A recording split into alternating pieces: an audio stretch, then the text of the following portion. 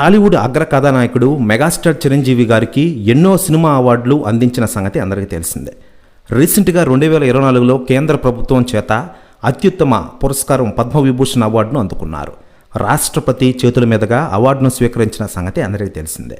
అంతకుముందే 2006లో మెగాస్టార్ గారికి కేంద్ర ప్రభుత్వం పద్మభూషణ్ అవార్డును అందించిన సంగతి అందరికీ తెలిసిందే. ఇలా వరుస అవార్డులతో రివార్డులతో మెగాస్టార్ చిరంజీవి గారు తెలుగు ఇండస్ట్రీలో దూసుకెళ్తున్నారని చెప్పుకోవచ్చు. అయితే లేటెస్ట్గా అందుతున్న సమాచారం ప్రకారం బ్రిటిష్ ప్రభుత్వం నుంచే అరుదైన పురస్కారాన్ని అందుకోవడంతో మెగా అభిమానులు ఫుల్ ఖుషి అవుతున్నారు. ఏకంగా యూకే పార్లమెంట్ నుంచి జీవితకాల సాఫల్య పురస్కారం లైఫ్ టైమ్ అచీవ్మెంట్ అవార్డును సొంతం చేసుకున్నారు చిరంజీవి గారు. ఈ నెల 19న యూకే ప్రభుత్వం చిరంజీవి గారికి అవార్డును ప్రదానం చేసి ఘనంగా సత్కరించబోతోంది. మరోవైపు ఈ అవార్డు అందుకోవడంతో ఇప్పటికే సెలబ్రిటీలు స్పందిస్తూ ఉండగా తాజాగా హీరో మమ్మటి గారు సంచలన వ్యాఖ్యలు చేశారట. ఆయన మాట్లాడుతూ, మెగాస్టార్ చిరంజీవి గారికి నా శుభాకాంక్షలు. చిరంజీవి గారు నాకు అత్యంత ఆప్తమిత్రుడు. ఈరోజు ఆయనకి యూకే ప్రభుత్వం అవార్డు ఇవ్వడం చాలా గ్రేట్. రాబోయే రోజుల్లో మరిన్ని అవార్డులు చిరంజీవి గారికి వస్తాయి.